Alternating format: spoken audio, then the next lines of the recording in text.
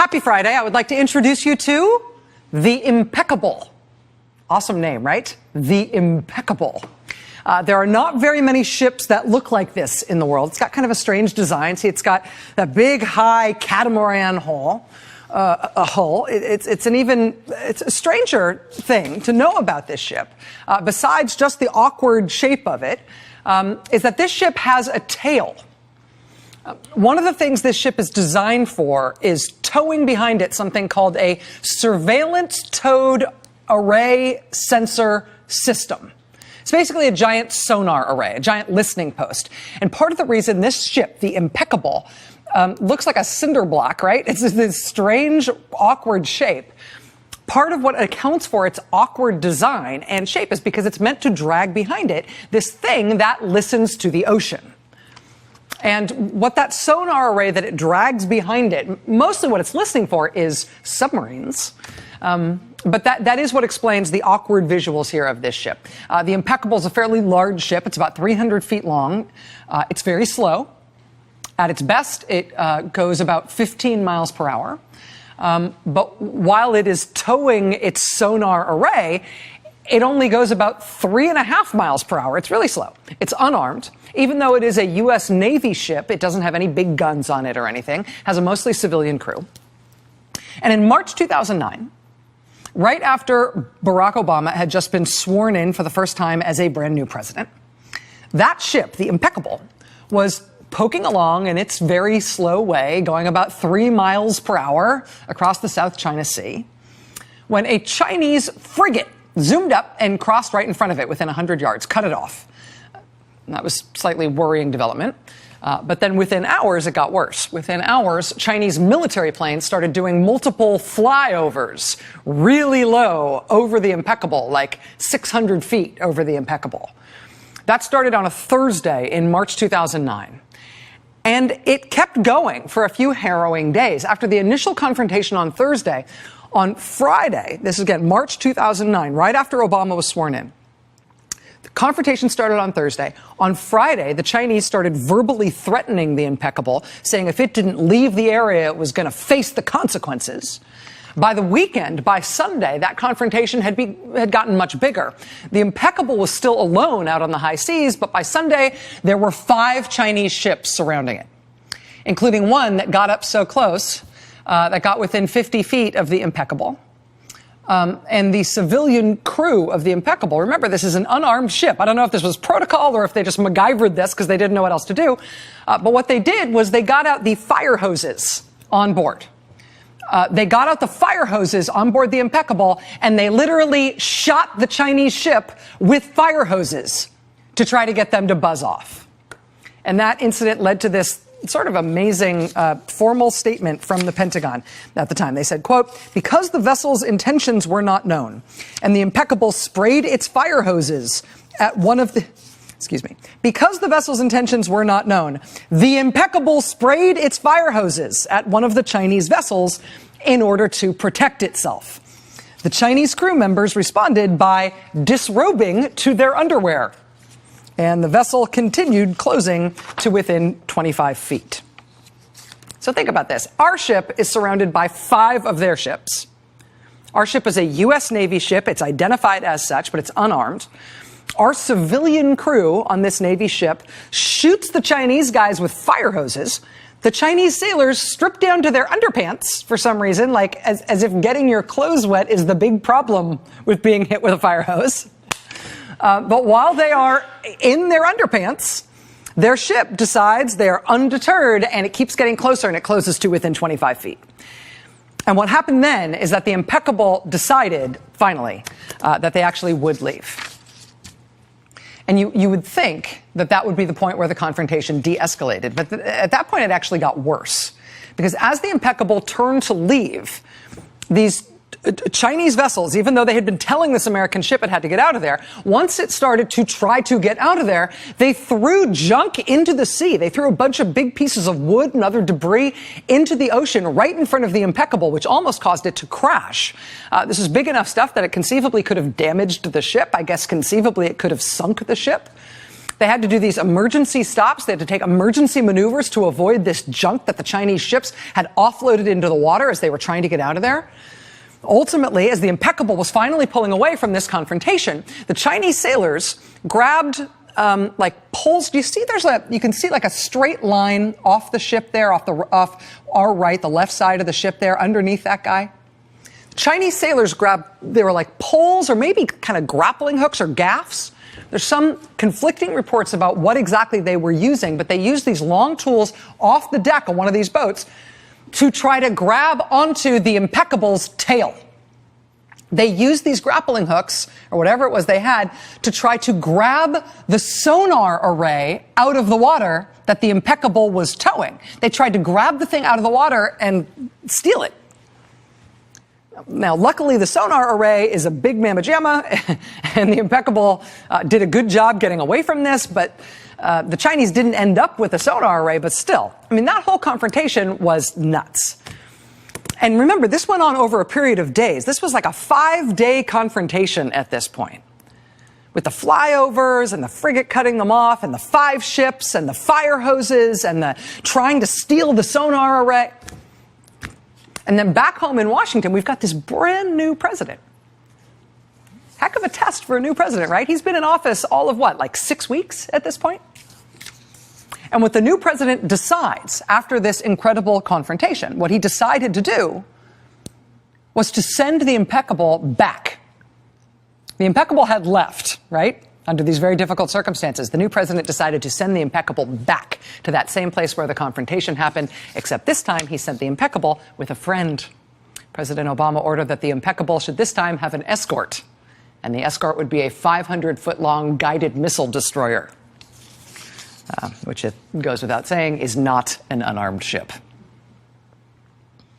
And that, in March 2009, that is how China welcomed Barack Obama to the White House. Welcome, Mr. President. Hope you enjoy your time. And when that happened in March 2009, that very dramatic incident was widely described as the sort of wooliest event between the American military and the Chinese military since, well, come to think of it, since the last time we had a brand new president just taking office.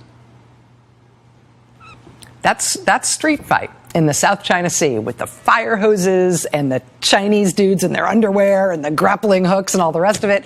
That happened in the spring of 2009 when we had a brand new President Obama. Exactly 8 years earlier, in the spring of 2001, when we had a brand new President Bush, we had sort of a similar tale to tell. And what happened in the early days of that transition to a new president was frankly even more harrowing. In 2001, it was a large U.S. Navy surveillance jet flying over the South China Sea when a small Chinese fighter jet with a single pilot on board roared up to intercept that big American aircraft. And in this particular case, details are a little bit disputed by the two sides, but the bottom line is that interception by the fighter jet went very badly, and the two planes collided. The Chinese fighter jet crashed. The pilot's body was never recovered. The American plane, much larger plane, had 24 crew members on board, 21 men and 3 women. The plane was, look at it, really badly damaged by the collision. That aircraft only barely was able to emergency land, but it had to land in China on Hainan Island. And this was a really serious thing. It was serious not just because of the crash. The Chinese ended up holding on to the American crew for 11 freaking days. And those 24 American service members, they did eventually get out. They did eventually get home safe. I should mention that China also eventually shipped home the surveillance plane many months later in a number of boxes. But this was a remarkably intense incident. It was a remarkably intense test for the brand new president. George W. Bush had been president for all of 10 weeks at the time that happened. Here's the thing, though. That Hainan Island incident is remembered, and it sort of looms large in the early days of the George W. Bush presidency, so much so that I think we forget that even before that very famous incident with the Hainan Island crash landing, even before that, China had already welcomed the new President Bush into office with another shot across the bow, almost literally in this case, in an incident involving another small U.S. Navy ship, the USNS Bowditch. The Bowditch is named after the man who invented modern maritime navigation in the 1800s in Massachusetts. In March 2001, a couple weeks before the Hainan Island incident, right after George W. Bush was sworn into office, this little ship, the Bowditch, was in China, was in the Yellow Sea. Like the Impeccable, the Bowditch is an unarmed ship. Yes, it's a U.S. Navy ship, but it's a research vessel. It's got a civilian crew.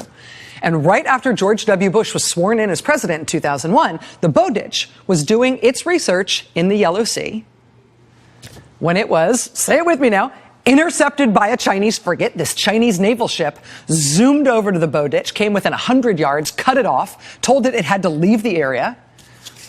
Now, in that incident, nobody ended up taking their clothes off or shooting anybody with a fire hose. But the Bowditch did turn around and leave. And just like new President Obama decided in 2009, when it happened to the Bowditch back in 2001, yeah, it left, but it came back several days later with a massively well-armed friend, with a U.S. naval warship. You know how people say the presidential transition can be a dangerous time in terms of national security? Right, it's a time when our adversaries like to test the United States. They like to take advantage, first of all, of any confusion in the transition. Take advantage of inexperience among the new people in charge in the government. Push the new president a little bit to take advantage of the inexperience of the new administration. You've heard that about presidential transitions. This is what it looks like in practice. Right? It's not an esoteric idea. This is not an academic idea that people write about in foreign policy journals that you never know how it works out in the real world. This is what happens. It's, sailors screaming at each other, close enough that you don't need the radio, threatening to sink each other's ships, throwing debris in the sea, planes getting buzzed out of the sky, the crew members getting help. It's serious stuff when these tests happen. I mean, in the spring of 1961, when the new president was JFK, that's when Khrushchev pronounced that he was basically going to seize West Berlin. The implication was that he was going to seize it by force. Oh, yeah? What are you going to do about it, Mr. Brand New President? In the spring of 1981, Ronald Reagan was the brand new president, and the Soviets decided that would be a great time to have a bunch of no-warning border skirmishes and unexplained Soviet troop movements and standoffs over hostile territory. Some huge, huge military exercises. The transition to a new president is a time when America's adversaries push it. And usually we expect that just after the new president is sworn in. Usually we expect that, sometime in the spring. Well, in this transition that we are going through now, whether it's by accident or it's on purpose, we don't know yet. But we've got an unusual thing going on in this transition, which is that even though we have not yet had an inauguration, even though the current president is still in office, the incoming president has already set in motion a new foreign policy posture toward China in particular, a new foreign policy based on insult and provocation. And so this year, spring has come early. And now this just happened. All right, it was in the South China Sea, international waters. Our old friend, same ship, the Bowditch, same ship that had that scrape back in 2001, right after George W. Bush got sworn in. The Bowditch, yesterday, back out there again, still an unarmed vessel, still doing research, still with the civilian crew. This time, the Bowditch was using kind of what looked like these little model airplanes.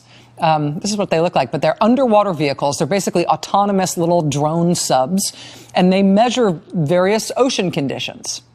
The Bowditch apparently had two of these vehicles out in the sea collecting their oceanic samples, and then it came time to bring them back on board. They had two of them out there. The Bowditch picked up one of their little drones, but when they went to go get the second one, a Chinese warship showed up. It launched a small boat, and then Chinese sailors in the small boat grabbed the U.S. Navy drone and stole it. They apparently didn't need grappling hooks this time, like they did with the Impeccable and its sonar array. These little drone subs are only about 6 feet long, and so the Chinese sailors were apparently able to just grab it out of the water when it came up to the surface. But then they took it. This is not good. The U.S. military says, quote, it is a sovereign immune vessel, clearly marked in English, not to be removed from the water, clearly marked that it is U.S. property. Pentagon spokesman was very blunt, quote, it is ours. It is clearly marked as ours. We would like it back, and we would like this not to happen again. After the Chinese sailors yesterday stole this Navy drone, the Bowditch apparently radioed the Chinese ship that took it. They demanded that they give it back. The Chinese basically said, yeah, we hear you, and then they sailed away with it. The U.S. has now issued a formal diplomatic complaint to China over this incident. Honestly, it's not entirely clear why China took it. I mean, this is not like when they kept our high-tech surveillance aircraft that crashed on Hainan Island and, shipped it back to us months later in a number of boxes, presumably having tried to reverse engineer as much of the equipment as they could. I mean, this little drone thing is not, it's cool, but it's not going to have a lot of intelligence value to the Chinese. This is a commercially available thing. If China wants one of these, they're expensive. They're about $150,000, but you can just buy them. This particular one does belong to the U.S. Navy, though, and China taking it and refusing to give it back is basically just a one-finger salute to the United States of America. It's meant to be an embarrassment. It's meant to be an insult. It is meant to be a diplomatic provocation. And the timing would appear to not be random. At the same time that this has all gone down, late last night, China also announced and released footage from its one and only aircraft carrier conducting its first ever live fire, live ammunition, real missile exercises. China only has one aircraft carrier, although they are working on more. They fly these J-15 fighters off the deck of it. And last night they announced for the first time, and they released footage showing that they have done live fire, real ammunition exercises that include fighter jets and the ship itself using real missiles to destroy targets at sea and display its offensive capability. They have never, ever done that before with their aircraft carrier. But they announced it last night, that they have just done it for the first time, and they made sure to send out the footage. And that comes at the same time that we also just got brand new imagery of China having erected big new anti-aircraft guns on the man-made islands that they just constructed in the South China Sea. When the president of China was at the White House in September, he stood there next to President Obama at a joint press conference and told reporters that China would not pursue militarization of those islands that it was making in the South China Sea. Well, now those islands have just sprouted anti-aircraft weapons. So that is the last 72 hours. The anti-aircraft emplacements on these Chinese islands. The first ever live fire exercises by the Chinese aircraft carrier. And now Chinese sailors have stolen a sovereign U.S. Navy vessel in broad daylight. They just sailed off with it. Presidential transitions are a time when other countries like to test us. Over the last two presidential transitions that we had, that has meant overt, very aggressive testing by the Chinese military. Now, granted, these kinds of tests usually wait until the new president is sworn in. And again, most new presidents wait until they're sworn in before they start insulting and threatening and upending decades of carefully constructed foreign policy with the most populous nation on earth. Apparently, in the case of Donald Trump, we don't have to wait until spring. Apparently, the tests this year start now. How are we going to get that drone back?